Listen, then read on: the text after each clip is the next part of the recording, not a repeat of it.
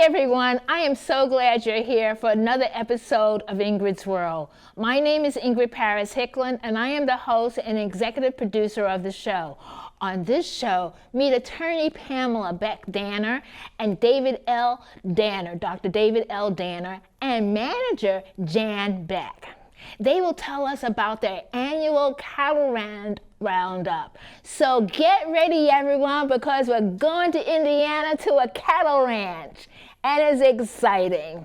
So let's have a welcome from the cattle ranch itself, Plum Creek Valley Farm.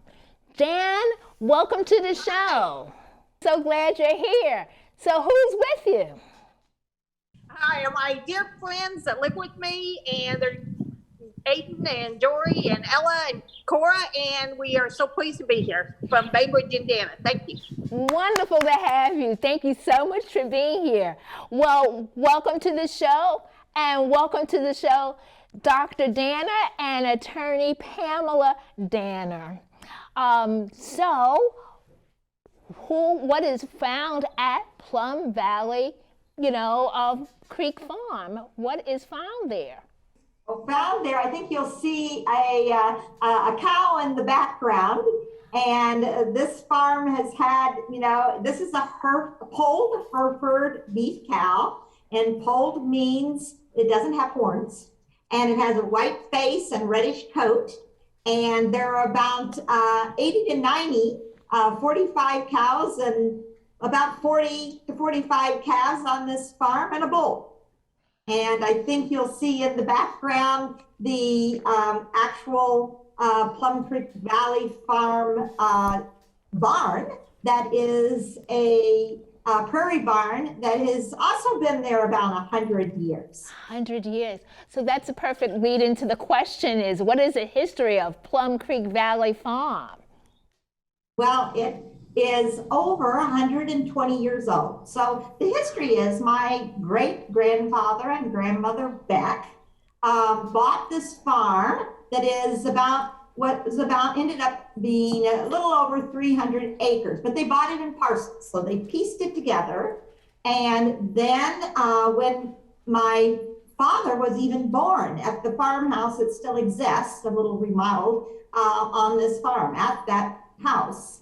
And then when my grandparents died, my uncle and my father inherited half of the farm each. So my father inherited my mother a little over 150 acres. And then when my parents died, my sister Jann, who lives there and manages the farm, and myself, and my brother Thomas, who lives in Colorado, all own a third each of the farm.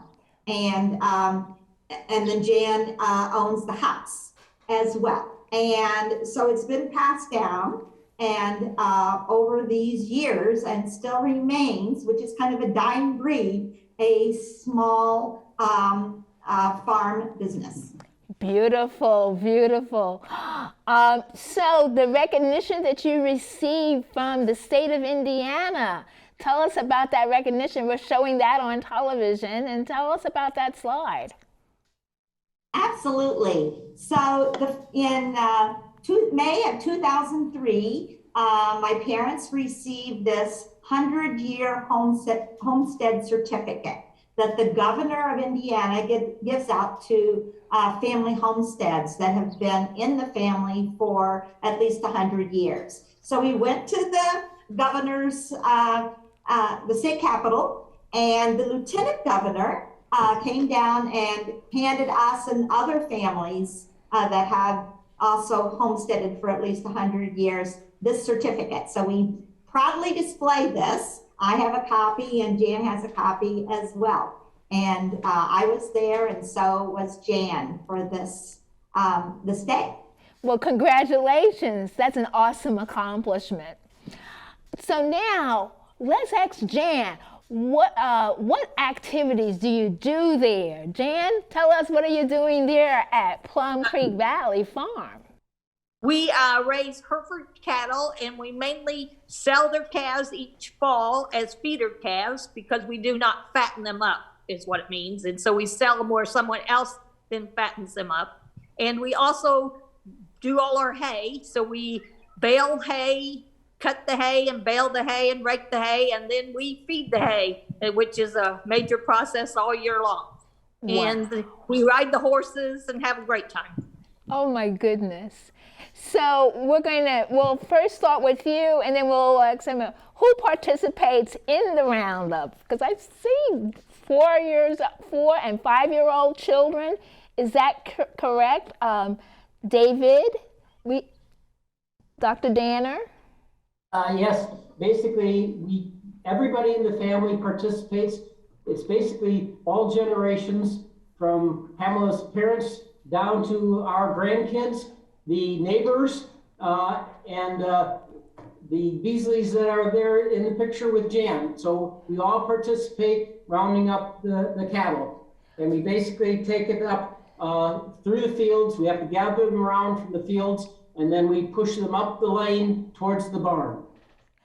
So is that, so the definition of a roundup is what? You're pushing the animals up. How does that work? I know we're seeing a slide about that. Yes, well, since we're talking about 150 plus acres, so these cows can be anywhere. And we go out, and usually you have to go to the farthest part of the farm, and you start there with whatever cows you find, and you very carefully and quietly and slowly start, from pushing them towards the barn. And it's usually down a hill. This is a very hilly farm. Down a hill, and we're all behind them, moving them along. And the dogs help too. And we'll talk about that a little more when you have another slide or two. I'm not quite sure which one you're on. Yeah, and yes, go ahead, yeah. Please. So we keep at it, and we also have children doing this as well. So you get all of them hopefully in the lane, and then on up to the barn and into the barn lot. And that would be the roundup. And that's the roundup. Oh my goodness. So the equipment that you're using for the roundup, you said, let's get Jann to jump in on that. Jann, the equipment that you're using for a roundup? Well, we use all modes of transportation really here. We use horses many times. Our horses are getting older, but they're real gentle, so they take their time. We use our ATV vehicle, which is a Kubota. We use our tractor, which is a New Holland tractor, and we walk and to push them up to the barn lot. So I see behind and your dogs too, right? Right. The dogs help. We try to help. The dogs try to help us if they don't get over anxious. They're our border collies. Oh, I love it. I see behind. Please. One is our grandson, who thinks he's only 9, and he thinks it's wonderful that he's allowed to drive the Kubota and help. I did see that we're showing a slide with him on there, and I'm like, hey, he is driving, and he's having so much fun. Oh my goodness. Yes. Right. Yes, they all drive Aiden drives the tractor many times, and he just turned 12. So, but he helps me with baling hay, and he takes the tractor and helps push the cows up. Oh my goodness. So behind you, I see an animal behind you. Oh my goodness. And what are we looking at? This is Jory, 4-H calf, and she can tell you about it. So she's my 4-H calf from last year. Her name's Clover. She's a Hereford heifer. She got second. Second in her division at the fair. Congratulations. So that's excellent. So now, how many people are necessary for a successful roundup? It usually takes about up to 12 at least. We usually have, of course, the group all pushing them up to the barn and barn lot. And then in the barn, you have to have several people to push the cows into the cattle chute. And then you have to have the people working the gates at the cattle chute.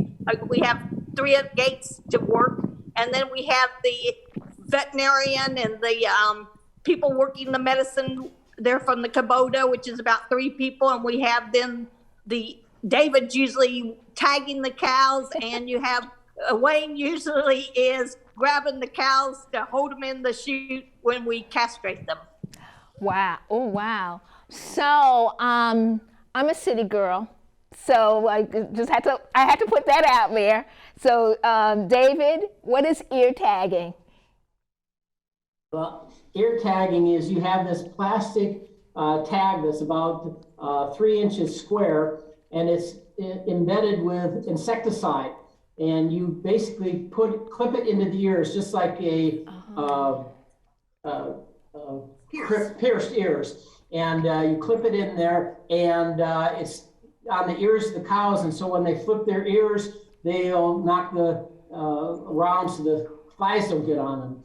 And it's very important because if the flies get on them too much in their eyes, they will get pink eye. So that's one way of preventing pink eye.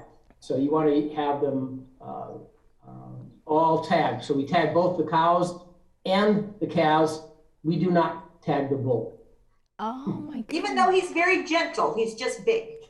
He's just big. Oh my goodness. So so we're looking at this slide, and there's a 5-year-old, you identify as a 5-year-old granddaughter who's next to the chute waiting for the cow. So what's actually happening with this in this slide? Well, her job there is to pull. There's a gate. The chute is divided into sections, and there's a gate at each section that she pulls in and out, the one of them, and there's another person on another section. And if you go to the next slide, you'll see our daughter, Morgan, and she's actually pushing the cows into that first section of the gate. Basically, the dirtiest job is in the barn and pushing the cows. You can tell from her front there, she's pretty dirty. So, that's the newbies have to be in the barn. When you get old folks like us, I don't have to be in the barn. So it's a rite of passage. Yes. Well, Morgan complains because she's been in the barn for many years and they haven't let her out yet. We haven't let her out yet. So we need the young kids here to be able to replace her. Oh my goodness.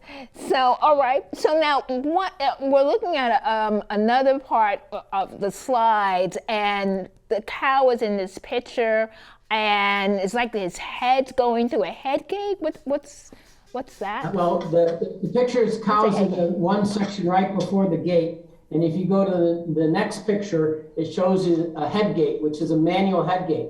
And what it is when it's open, the cow pushes its head through, and you have to manually pull the lever down before they get their shoulders through. Because if they get their shoulders through, you can't hold them. So you've got to be quick enough to catch their head, but not so quick that they don't get their head in. So it's basically as they put their head through, you catch them around their neck, and it holds their neck tight, on both sides here, so they can't move. Oh my goodness. And then what you do, then is, and the next picture shows operating the head gate there. That's really something else. So Jann, let's go back to you, and do we have people now? You participate. Who else is with you that has participated in the cattle roundup? All this group has participated. Oh my goodness!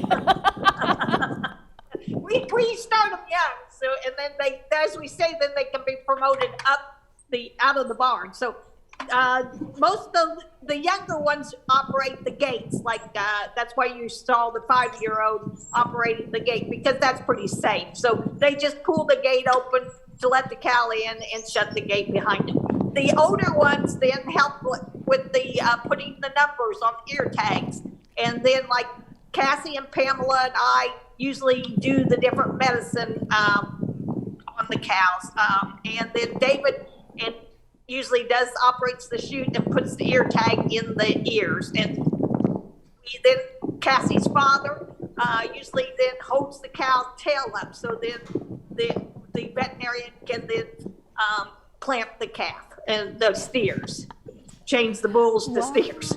Wow, that's like fascinating, really.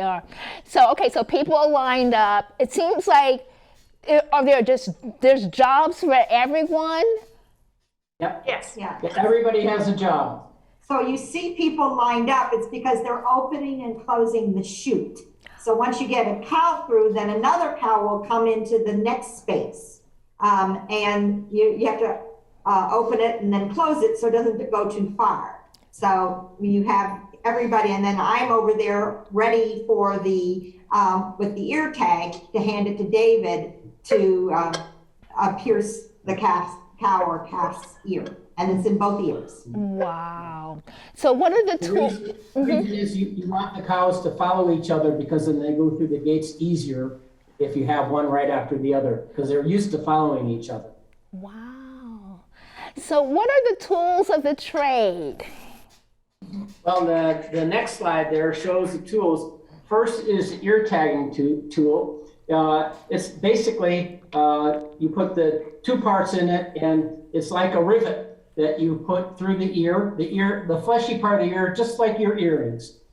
The next one is the bander, and it is a 4-way clamp that has a rubber band on it, and you basically put that around the male calf's testicles, and it cuts off all the blood flow, and eventually they fall off. It's a little more humane than the way we used to do it with a knife. Okay. Then the next one is the black leg and tetanus bottle. What we do is we give the calves a shot of the vaccine. Vaccines are good for cows. And then the last is a dewormer. And the dewormer is you pour it on the back of the cows and calves to help keep them from getting worms. So, and then the next picture shows Pamela and Jann preparing. In fact, they have the intervectum there. Intervectum is for cows, not people, and they're getting ready to put it on the livestock. Wow. What is the hardest part of that job? I mean, I think let's go with Pamela. What is the hardest part of this job? I can name several that I've seen already, but tell me. Well, I think it depends on each person, but probably the barn job, and Cassie's brother John is an expert at it, as well as his, I think it was his cousin, that we found out was used to handling dairy cows and could actually take the cow through the nose and bring it to the chute. And then obviously David and Wayne, they have to make sure that cow gets its head in the chute so that David can, take the old ear tags off and put on the new ones. And they both have a pretty good record. They haven't lost very many. And I haven't lost any. Because then he goes out and tries to get them afterwards. There'll be a calf he has to rope. Wow. They're too fast. You take a pair of dikes to clip off the old ear tag, and as you're doing that, this cow has a big, heavy head, and he bangs it around, and so you have to basically either grab his nose or his ear in order to get it untied, and then to get the other tag into you try to get it in the same hole, and you can tell the ornery cows because they have several holes. Wow. So from your perspective, Jann, what is the hardest part, of the cattle roundup?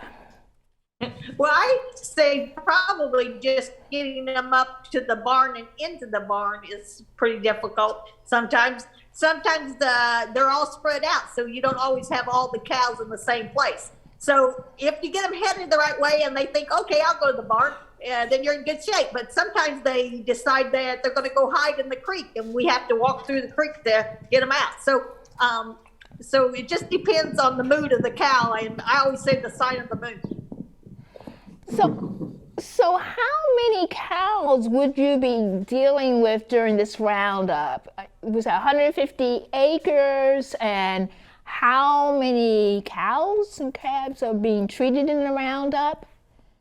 Well, it depends on the year. We have between 45 and 50 cows, and then we usually have about 40 calves, depending on the year and how many we have at the time when we do it in the 1st of June. Wow. And one very happy bull. And something else I can add is that sometimes cows already have pink eye. So one of the things we have to do is for those is put patches on their eyes. So you basically have the ointment and then you glue a patch on the cow's eye that already has pink eye. And the purpose of that is to keep the light out so that the eye will heal up and not be irritated. Wow. And then it won't spread too, because pink eye is spread by the flies. So it's two reasons to patch the eye. And that's shown actually on slide 21. You see Jann patching the. So that's what we're looking at. That's amazing.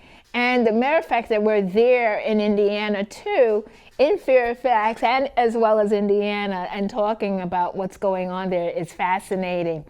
So here's a question that I would like you all to answer. What is the most rewarding part of owning Plum Creek Valley Farm?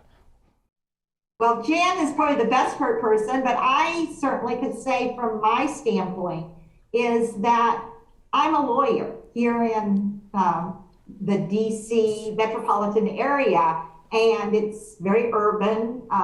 You have to go out west in Virginia for the farms. And so for me to go to the farm is, even though we're very busy often, it is just different. So it's actually relaxing in a different way because you're doing something very different.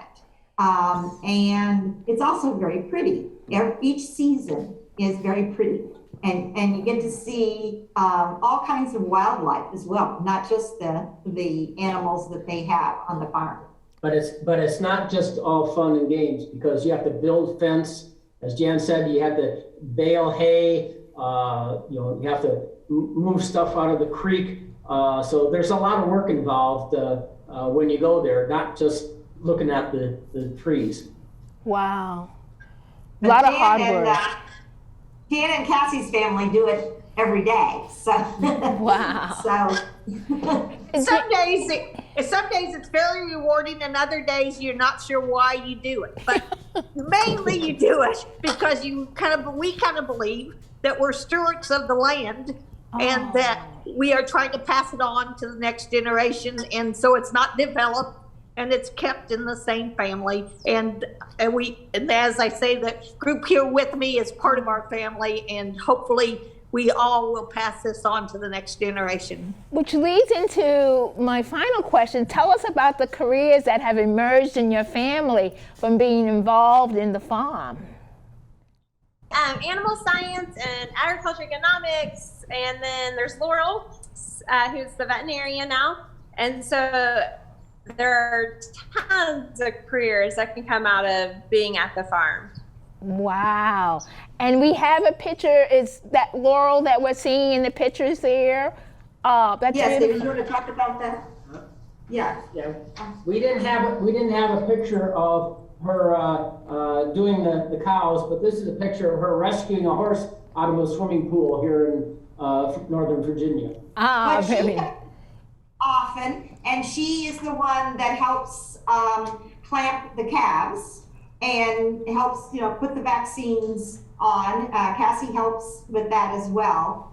And she actually would come every summer and spend the summer at, my mother would call it Camp Swampy, and go to 4-H and help with birthing of calves, as well as baling hay. And she did that from an elementary school, and then she went to college at DePaul with a W, right in Greencastle, about 20 minutes away. And then she went to vet school at the University of Tennessee, but she really got the desire to be a vet from her time. Well, I tell you, we could continue, speaking with you about this. It's amazing. I just thank you so much for inviting us to your farm, Plum Creek Valley Farm. And I'm just telling you, this is just fantastic. Thank you, Attorney Pamela Beck Danner, Dr. David Danner, and Manager Jann Beck, as well as Cassie and the wonderful people there at Plum Creek Valley Farm. Thank you so much for this amazing experience and visiting a real cattle ranch. By sharing your work, you have opened up a new experience. My quote is from Michelle Obama. Don't be afraid, be focused, be determined, be hopeful, and be empowered. It is exciting when you get the opportunity to share an adventure with my viewers. Thank you so much for supporting Ingrid's World television show. I really appreciate your support. So connect with me on Facebook at Ingrid's World or Twitter and Instagram at Ingrid's World VA. Never miss an episode because you can find me on YouTube at Ingrid's World LLC YouTube channel and ingridsworld.org. Thanks for watching, and thank you so much, Pamela, David, and Jann, for making this a very special episode of Ingrid's World.